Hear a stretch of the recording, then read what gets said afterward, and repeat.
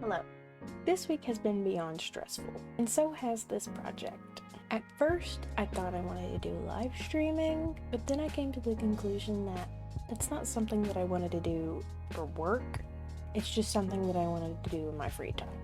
So very last minute, and I am talking within 2 weeks of the due date, I came up with the idea to shadow my hairdresser. While making an appointment to get my hair done, I thought, why not just make my project about this? So I did, and I took notes on every single thing that my hairdresser did. And I mean everything. If you don't know me, hi, my name is Kale, and this is my curiosity project. If you're watching this in class, you know exactly who I am.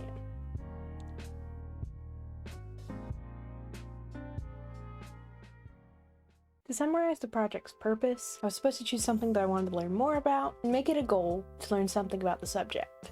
As I said, overall, I chose hair. Personally, the career path that I am choosing to go down is cosmetology and aesthetics, which in English is hair and makeup.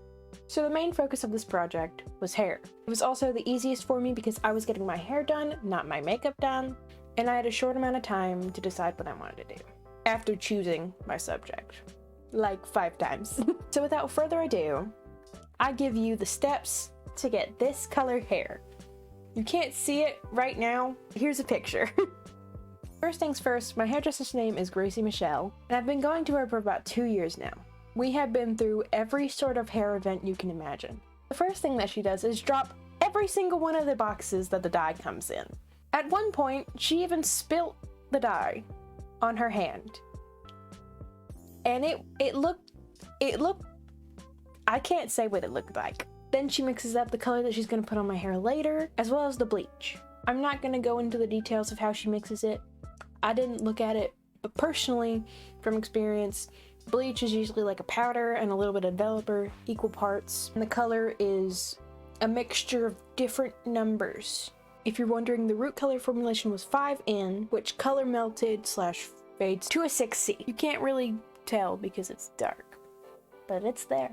If you count lightener as well. And then the red that we used was Pulp Riot in shade Countess. Also, the lightener was ammonia free for minimum breakage because my hair has been through a lot. So the first big step that she does is she sections the hair, usually puts from here down up until your ears forward. She takes those sections and with these little clips that are like pink and purple, clips them forward. So I kind of look like this. Here's me for comparison. She took thin sections below the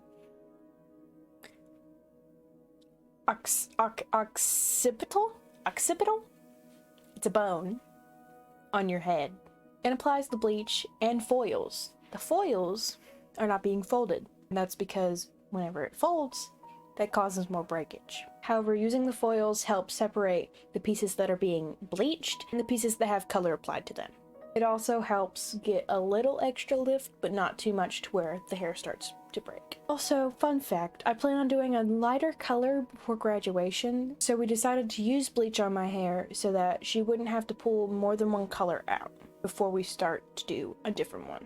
Then she proceeds to platonically flirt with her best friend, quote unquote, we only slept together once, and then violently sing emo music, including but not limited to Kick Me by Sleeping with Sirens, Verbatim by Mother Mother, King for a Day by Pierce the Veil, Diamonds Are Forever by Bring Me the Horizon, Weightless by All Time Low. The next big step that she does is she resections the hair and then begins to work on the color melt. Once again, the root color is different than the end color, so she slaps one color on the root and then begins to do this sort of motion with her fingers. She takes the brush, she wipes it on, and she takes her fingers on the thin piece of hair and strokes it down so that it doesn't really soak all of the hair, but it's still there. This helps cover my roots as well as the color melt. It also refreshes the auburn. Then towards the nape and crown area, which is right here, which is above the occipital, she starts doing weaved highlights.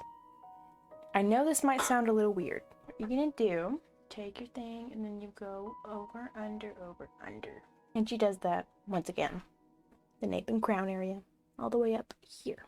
Keep in mind she's doing every other section with the highlights to make it more subtle rather than in your face. Do you know those chunky highlights? Not me. Not me. Then she continues those highlights up until the parietal ridge, which is basically where my little rope braid is. And then she begins on my money piece, which I learned is called a money piece because people will pay a very large amount to get this, like, section towards their face blonde. I didn't get mine blonde. I got mine red. This time for the money piece, she is using a method that she called slice and weave and slice and weave. This, from what I can tell, is just taking a thin section and splitting it directly into two rather than weaving. And after this, to let the color process, she leaves it to sit for 40 minutes. In this time, right down the road, there was a fire. Fire trucks were everywhere. It was not a good time. After this, you rinse.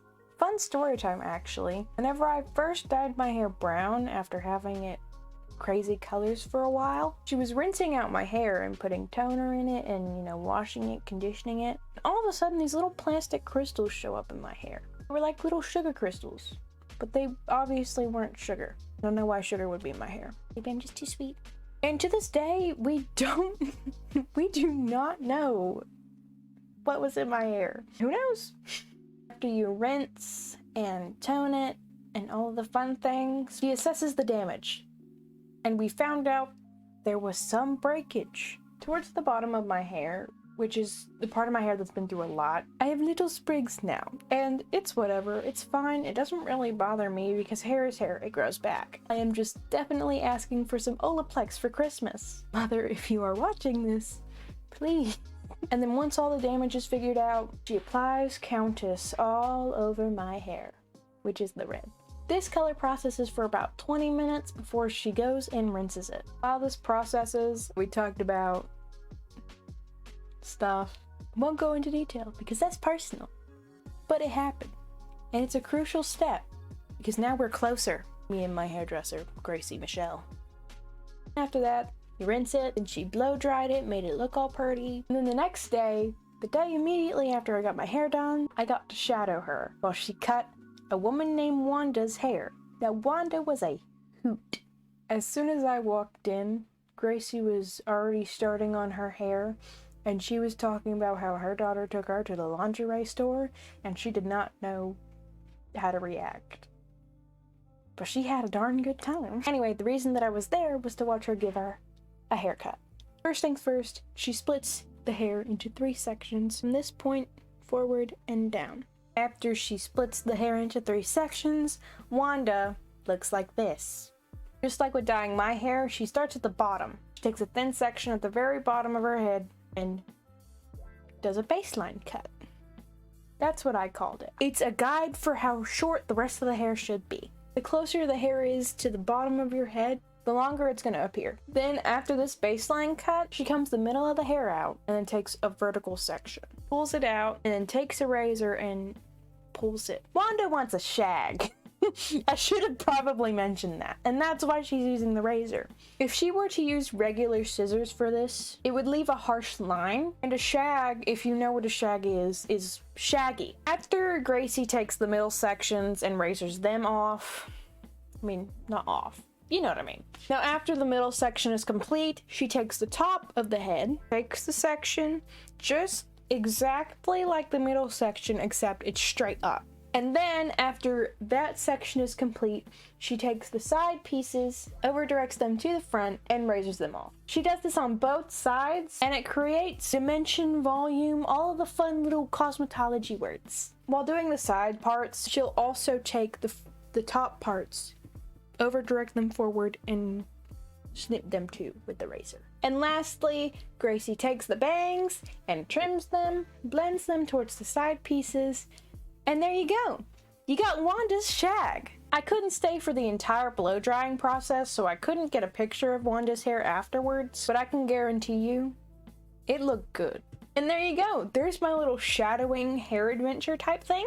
I would totally explain how to do this, like physically, if I had a wig, but wigs are unbelievably expensive. I looked, trust me. Thank you all for participating and watching my video. I hope you got something educational out of it, even though I literally have no idea how to explain things. This presentation benefited me socially, artistically, and long-term career-wise. And getting to interact with Wanda was a very interesting experience, not only because she was a very interesting person, but also because I don't do that often. I don't meet new people all the time. I'm surrounded by people that I've always known. But eventually I'm gonna have to get out of my comfort zone because this career is all about meeting new people. Thank you all for participating. I hope you enjoyed. And please let me know if you have any questions. Bye!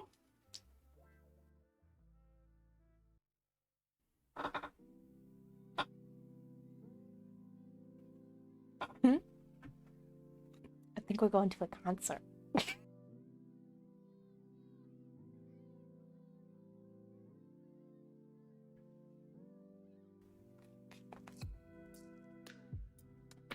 Hey Mom, can I go see Water Parks with Gracie on May 30th in Nashville?